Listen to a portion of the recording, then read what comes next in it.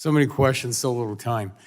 Mr. Pickering, in your statement, you made a very eye-opening remarks when you said that in 2024 the United States invested 12 times more into AI than the Communist Chinese, but that lead is not guaranteed.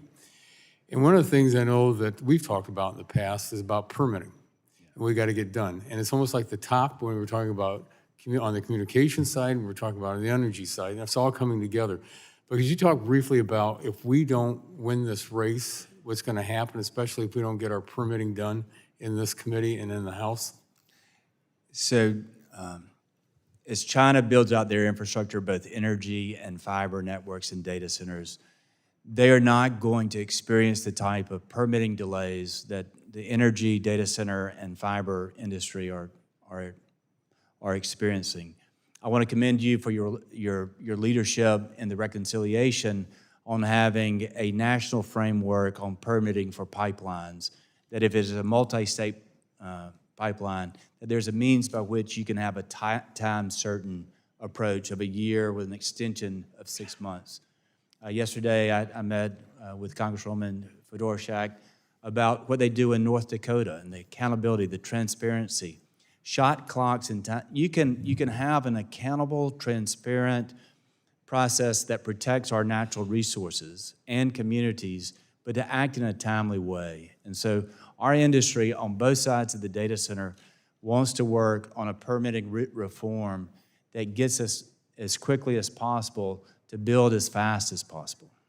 Well, just real quickly, if I could just follow up, because again, if we're looking at if we don't get this done, and as you said, that lead's not guaranteed, how much time do we have left? It's time to build. It's time to go, and we have horror stories on fiber networks and railroad crossings and long processes that take, on the energy side, sometimes 10, 15 years. On the fiber side, 18 to 2 months, when we need to be able to have shot clocks of 30, 60 days of getting the permits that we need to build. Well, thank you very much. Mr. Vashishta, with so many data centers coming online that we're seeing across the country, can current telecom networks handle the amount of traffic that current and also future AI and data centers are going to bring? Yeah, so you're right, there's a lot of data centers coming online. A lot of those data centers are actually connected through fiber to each other or to the telecommunications network. The traffic that comes over the telecommunications network, particularly the wireless part of the network, is continuously growing. And that's where we really see the need for AI, because that traffic is as the AI models are trained and then as the AI models are inferenced and get consumed by the consumers and by enterprises, that traffic's going to grow considerably. And AI is essential. And that's why the fusion, as I said earlier, of radio access network infrastructure on top of also the AI infrastructure will really help enable that AI traffic to be distributed and consumed.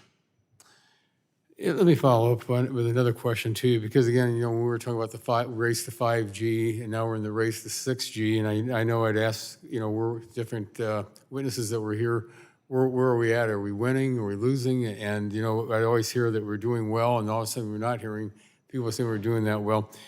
I got a question. What if we don't win that race to 6G? Because also in your testimony, you talk about the real threat that detection to automated remediation and incident response, especially when we're looking at so many cyber attacks coming in. What happens if we don't win that race to 6G? Yeah, so I think it's an imperative, but let me answer the question that you've stated. The challenge with this, the challenge and benefit, the pro and con of the convergence of AI and 6G standards is that there's really only one other country that's thinking about this, and that is China. The traditional implementations of radio access network have not required AI.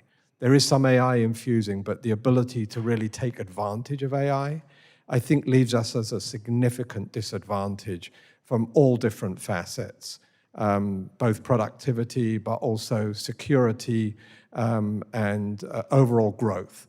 So I think it's I hate to answer the question because I hope we never get to that point. Well, we have a lot of work to do in this committee and in this Congress, and again, I appreciate all the witnesses for being with us today. And Madam Chair, I yield back the balance of my